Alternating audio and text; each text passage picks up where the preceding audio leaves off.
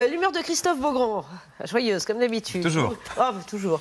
Un bug politique ce matin, lequel? Oui Pascal, on va jouer à un petit jeu si vous êtes d'accord ce matin autour de la table. Oui. Je vais vous montrer une affiche de campagne du Rassemblement National à Forbach et vous allez tenter de me dire ce qui cloche. Vous êtes d'accord? Allez, c'est parti pour Qui veut gagner des élections.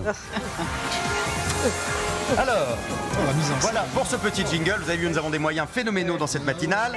Voici l'affiche de campagne de ce candidat qui s'appelle Lucien Terragnolo. Regardez. Alors, à votre avis, où est le problème? Candidat RN au municipal de Forbach, Forbach la Reconquête.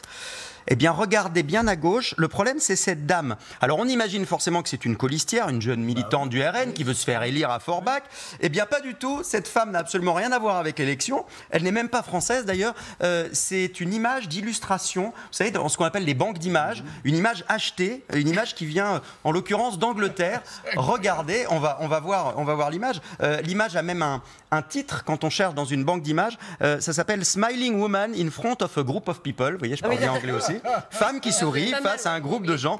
Le tarif de l'image, 63,99 € sur le site. Et cette femme a donc, l'image de cette femme a été utilisée pour l'affiche de ce candidat. Et le monsieur à droite, il est vrai ou pas? Le monsieur à droite, il est vrai. C'est le directeur de campagne. En revanche, à gauche, la dame, ça n'est pas vrai. Celui au milieu, c'est le candidat, je vous rassure. Bon, écoutez, il se fait épingler. Ça a l'air assez facile. Si on tape effectivement sur Internet, qu'est-ce qui s'est passé? Alors, en fait, nos confrères du Républicain Lorrain ont interviewé ce fameux Lucien Terragnolo. Alors, il précise, il est un petit peu hypocrite hein, sur ce coup, parce qu'il dit « Je n'ai jamais dit ni écrit qu'il s'agissait d'une colistière ». Bon, oui, voilà, évidemment. Mais enfin, en général, quand on a quelqu'un sur une affiche pour voter, en général, c'est quand même quelqu'un pour qui on est censé pouvoir voter. Il explique qu'à la base, il y avait bien une jeune femme sur la photo, dans la première photo qui a été prise, mais finalement, elle n'a pas assumé, c'est une sympathisante RN, elle n'a pas assumé d'être sur l'affiche. Donc, elle a demandé à être retirée. Elle ne se présentait pas, c'était une sympathisante. Il voulait, avec l'image d'une jeune femme, montrer une image jeune et dynamique de son parti. Et il précise que la jeune femme qui était sur la photo avant ressemble d'ailleurs beaucoup à la jeune personne du montage. Le troisième est le directeur de campagne, ça je vous le confirme. Bon, c'est pas la première fois hein, que ce genre de bug arrive.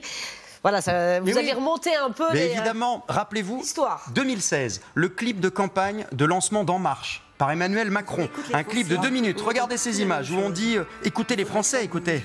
Il faudrait essayer des idées neuves, aller plus loin, oser. Voilà. Eh bien, finir avec tout a été vérifié. Les 3/4 des images dans ce spot ont été achetées dans des banques d'images et ne montrent absolument pas des Français, mais en l'occurrence des Américains, des Autrichiens, des Anglais. Alors le Pôle emploi, c'était en France évidemment, mais les images qu'on voit avant, les images qu'on voit après, ne sont pas forcément des images de Français. C'est légal, hein, les banques d'images servent à illustrer des propos. Les gens qui sont filmés cèdent leurs droits et ça peut être utilisé. Mais il arrive parfois qu'on utilise des images à des fins politiques, sans autorisation, des images ou des sons, et là c'est plus compliqué. Souvenez-vous de ce qui s'est passé la semaine dernière, c'était la manif anti-PMA. Regardez et écoutez surtout. On l'applaudit très fort. À chaque arrivée d'intervenants sur la scène, on entend la musique, écoutez. La musique de Stromae, Outé Papa Outé, pour protester contre la PMA sans père.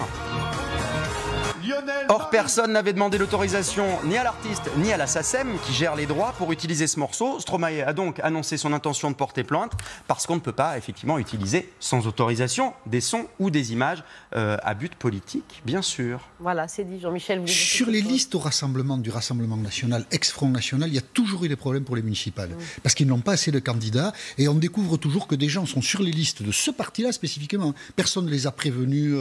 Et donc du coup, ils ont toujours des problèmes de constitution de liste. Là, c'est un raffinement de la tromperie, si je puis dire, parce que prendre une personne qui, là, pour le coup, n'est même pas en France, ça, ils n'avaient pas encore fait. On ne sait même pas comment elle s'appelle. Pourtant, ce n'est pas les femmes qui manquent, hein, entre Marion, Marine... Mais ce qui leur manque, c'est des militants, et donc, du coup... Il y a un peu de métier.